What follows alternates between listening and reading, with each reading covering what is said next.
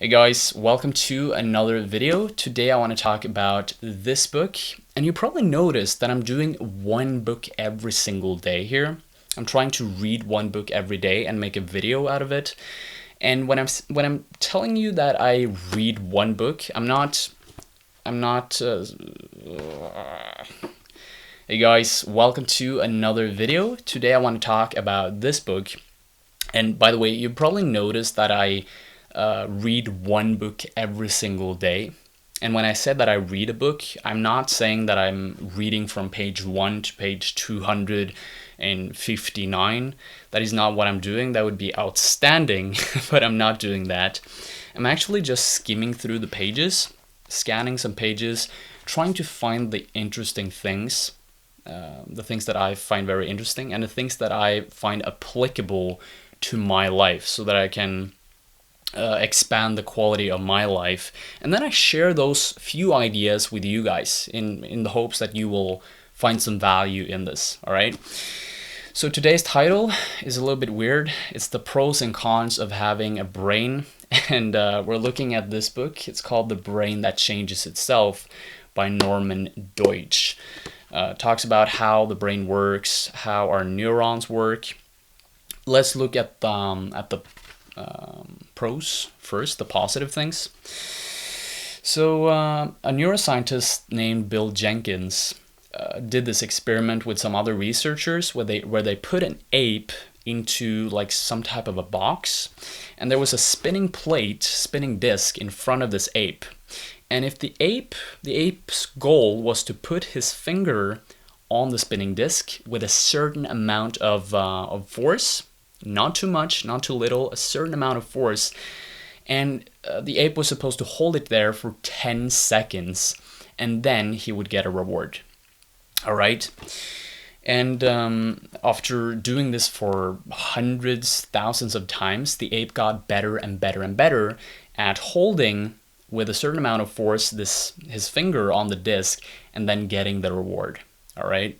In the start, it took a huge amount of concentration for the ape, and they looked at the neural pathways in the monkey's brain, and they saw that the monkey used so many neurons. So a neuron is like, imagine a cable, an electrical cable. It's almost the same thing as an electrical cable. It sends electrical signals from your brain to the rest of your body, all right? And these researchers, Jenkins, saw that in the monkey's brain, in the start, during the first period of this experiment, the monkey used so many neurons were firing in his brain. As the time went by, as the monkey got better and better and better, and eventually became very fluent in holding the finger on this disc, the map showed that the monkey used fewer and fewer neurons. He got more and more efficient at doing this task and getting the reward, right?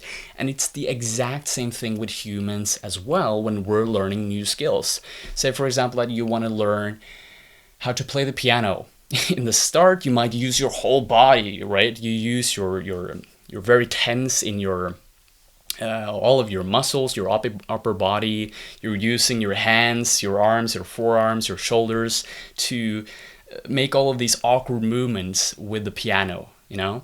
After practicing for maybe a few weeks, a few months, you start to get a lighter touch.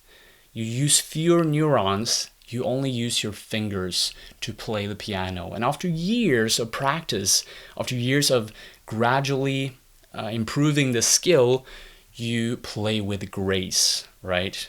You feel the movement, you play in a very natural way. And in the brain, you fire away fewer neurons. You need fewer of these electrical wires, to do the task at hand, all right? So you can actually learn a lot of different skills. You know, the brain only has a certain capacity. It only has a certain amount of neurons, but you can train those neurons that you're using to become fewer and fewer and fewer and more efficient. So you can always learn new things. And what I would advise you to do is not to learn like 10 different languages, for example, at the same time. Focus on one language and then expand from there, right? Spend a lot of time on that one thing, and then you can go on to something else after months, a year, couple of years, many years, whatever time you want to spend on it, all right? The more reps, the more intention you put into it, the less space you have to use in your brain to perform that task. So that's the pros. You can actually learn so much and become efficient at doing so many different things. We're learning machines, right? But this can be very, very troublesome in our society. That's the bad thing. Here's the cons, okay? One of the cons of having a brain. So I'm gonna read an excerpt here. The orientation response evolved, no doubt, because our forebears were both predators and prey and needed to react to situations that could be dangerous or could provide sudden opportunities for such things as food or sex, or simply to novel situations. The response is physiological. The heart rate decreases for 4 to 6 seconds. Television triggers this same response at the far more rapid rate than we experience it in real life, which is why we can't keep our eyes off the TV screen even in the middle of an intimate conversation. And this explains why people watch TV a lot longer than they intend to do, because typical music videos, action sequences, and commercials trigger orientation responses at a rate of almost one per second. Watching them puts us into a continuous orienting response with no recovery. No wonder people report feeling drained from watching television. Yet we acquire a taste for it and find slower changes boring. The cost is that such activities as reading, complex conversation, and listening to lectures become more difficult. All right, so we're living in a time and an age where we have technology around us all the time. We have a phone in our pocket that we can use to perform so many different tasks. And the amount of times that we change a task, where you play a game, we watch some emails, we answer some phone calls, we text someone, we type, we draw something, whatever it is. Whenever we change an activity, we have to orient ourselves in a whole new way. So we're being very manipulated into this high-paced world, and we become very slow. We seem to think of other activities that are a bit slower, like reading or having a conversation, which are also important stuff. We think those things are boring, and we limit our ability to accept those activities, or to dive into those activities and find the pleasure and the meaning of them, right? So what I would invite you to do is to just be more aware of how you use technology. A lot of people seem addicted to technology. So is technology working for you, or is it working against you? Do you use it to learn more things, to feel fulfilled, to be a part of something bigger than yourself? Or are you just using it to be stimulated and you go around like a freaking zombie?